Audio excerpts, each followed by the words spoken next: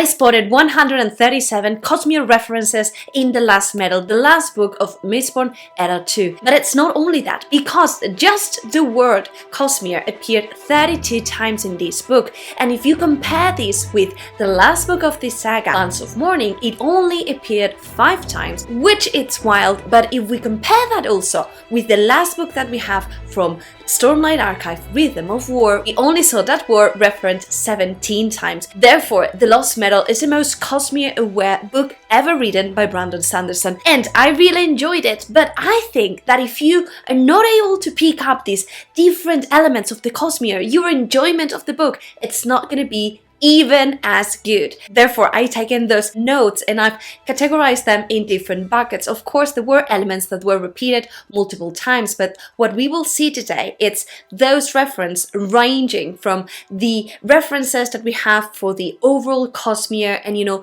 these laws that we have that links every world. Then we will also see those elements that are more related to these books. Let's say that are the Easter eggs that Sanderson left there for us. And then the last bucket, it's kind of like predictions and a little bit of theories based on the elements that we know. And let's start with the first bucket, those mentions that we have through the whole Cosmere, is starting with the pillars. What is the Cosmere? This is the universe that Sanderson has created, and it currently has 12 different worlds. Each of these worlds are the places where our beloved series take place. For example, we have Stormlight Archive that will take place on Roshar, then Mistborn Era 1 and 2 will happen on Scadrial, but then Warbreaker in Nalthis and so on. And the interesting thing here is that these worlds are connected because they are ruled by the same set of principles, being mainly 3, let's say. The first one is that the laws of physics are almost the same, and most importantly, we will have the investiture and the real mathic theory. Starting with the investiture, this is magic. It will be mentioned in this book, but we won't really know what it is or where does it come from. The idea here is that this investiture came from this being that was all-powerful, that was called Adonaltium. This character, this being, was defeated, it was broken in an event called the Shattering, and there were 16 different splinters of that god that were created. Those different splinters were called shards, and each of these shards had a lot of power. It represented a side of this all-powerful being, and these shards are what are taken by the different persons, the different avatars, and what becomes a god. Therefore, a shard is the same as a god in here. We will of course know a lot of Harmony, who is this person that it's now combining the power of 2 shards that were previously fighting, Preservation and Ruin. This makes Harmony the most invested god or shard that we have in the Cosmere. And then we will also talk a lot about Autonomy, which is a shard that initially comes from Taldane and also of Odium, who is currently playing a very important role within the Stormlight Archive world, Roshar. And the second thing, it's the realms. Throughout the Cosmere, we will always have these almost 3 dimensions. We will have the physical realm, then the cognitive one, and then the spiritual one. And you need to imagine this not as layers one upon the other, but rather kind of like on circles. We have the biggest one, which is the physical world, the things that we see, right? And then we have the cognitive world, which is mentioned in this book as Shadesmar. This has been taking a bigger role within Stormlight Archive, but I believe this was the first time that it was mentioned here.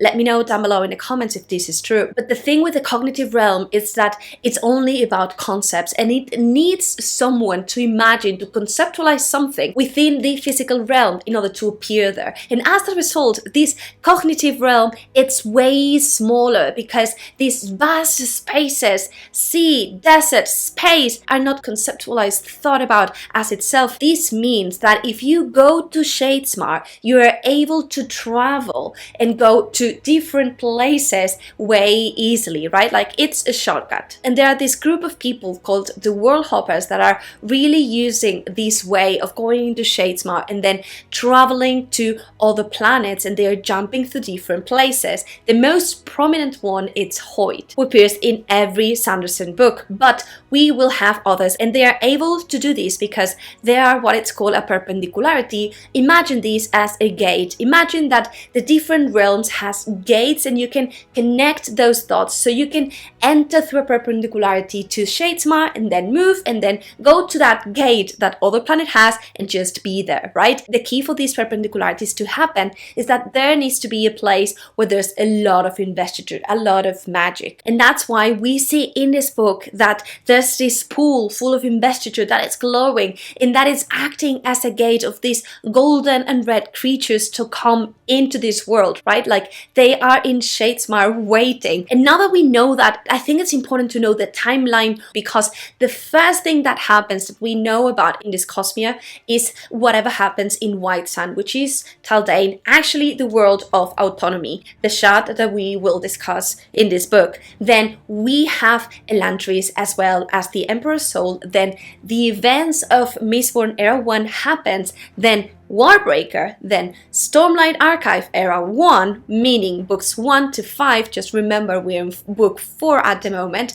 then Mistborn Era 2, Stormlight Era 2, Mistborn Era 3, and everything will conclude with Mistborn Era 4. This implies then that whatever the events are happening in this book happened after all the events that we will see in the first 5 books of the Stormlight Archive, which is already a little bit mind-blowing to me. But let's jump to the second category, and let's start with the Ghost Bloods. This is a secret society that is currently having a relevant role within the Stormlight Archive series, but this is the first time that we are discovering a lot of things about them, and that Sanderson is being straightforward with a lot of different elements. It's the first time that we have clarity on what is their mission, which in essence is to take care and save a schedule at all costs. This might explain why they seem to be a little bit more good actors here in Schedule and in Mistborn that they are in Roshar. Second, we will know for sure who is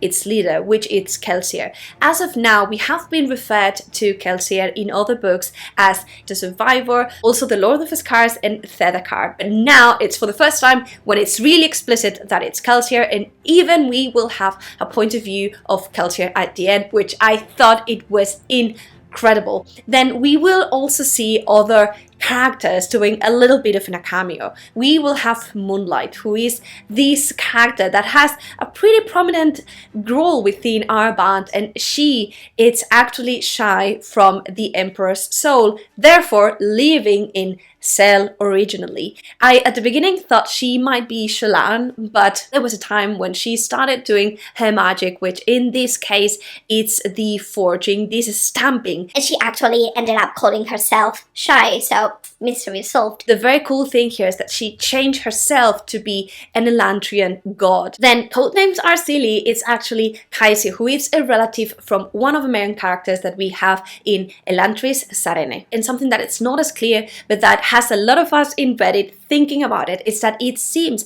that the people that was sent by this organization to Steris to help sink the ships might be skyscrapers who are part of the Knights Radiant Order within the Stormlight Archive story. Moving away from the Ghost Bloods, we have Hoyt. He has appeared in every book, but honestly now it just appears so many times, and I thought it was hilarious how he had this role time and time again. He is acting as a driver. There's no much conversation though with him, so I think Sanderson, it's not really spoiling what might happen to Hoyt after the events of Stormlight 5, just in case we just know that he is there. The thing with Hoyt is that it's immortal because he was there at the moment when Adonalsium, this all-powerful being, was shattered. And although he did not grasp any of these shards, he did not become a god. From that event, there was enough power that he became practically immortal. And there's also a very cool thing mentioned around Adonalsium, which is that Twin Soul seems to have this kind of magic that it's not really using investiture. He is referring to it as ether, and it seems that this ether came from before even Adonalsium, so there's not much to be explored there, but I believe this is the first time that we are hearing about all of these. So let me know down below if that is the case, but I was also mind blown about all of those details. Right, and now just to end out this part, a little bit more context on autonomy. She is the shard originally from Taldane, but it seems that she is the one that has different kind of like splinters, different versions of herself, because she is all from being autonomous. And it seems that she has different avatars. One of them is Teltin in this world, but she has more. She has displayed a lot of powers already, as the ability of taking corpses or people that it's almost dying to, you know, just talk with Wax in this book. And we will see more about autonomy in the future. I believe she's going to be one of the main threads, and we already know that she really likes Kelsier, so I'm really concerned about that path. And now moving to the last part, kind of like the predictions, theories, we will start with something that it's not really a theory, but something that happened, but I believed it was so beautiful that I really wanted to just share it with you in case you did not pick that up, because it was honestly so well done. It's super spoilery, so if you got here, just, you know, super spoilery now onwards, and it's about Wayne's death. If you remember, when he dies, there's this scene that goes as follows, and with that, Wayne stretched into another place, into another time. He stretched into the wind and into the stars and all endless things, which is amazing because this is the phrase that her mom, when he was a child, repeatedly said to him. She said, "You are whatever you want to be, Wayne. You are the wind, you are the stars. You are all endless things." So I thought it was so beautiful and so very well done to conclude with the same emotional element that really moved Wayne that we saw in the prologue, and it was incredible. But then going into theories, because we're here for that. There's this thing with the Lerasium, which is the lost metal. This is the metal that can allow the different people to become Mistborn. And there's a line by the end when Harmony is talking with Wayne, when Harmony says that on accident, Wax might have inhaled Lerasium. Therefore, he might be changing as of now, becoming this Mistborn that we know. So these people that have all of the different powers, not just two powers. And I think this is relevant because there's two things here. Like the first one, at the beginning of the book, it's mentioning Wax that she wants to have another child. So I believe this is pretty sure one of the main ramifications that we will have for Mistborn Era 3. Like we will see again people with full powers. But then there's the second thing, which is more on a theory based, which it's more related to the realms again.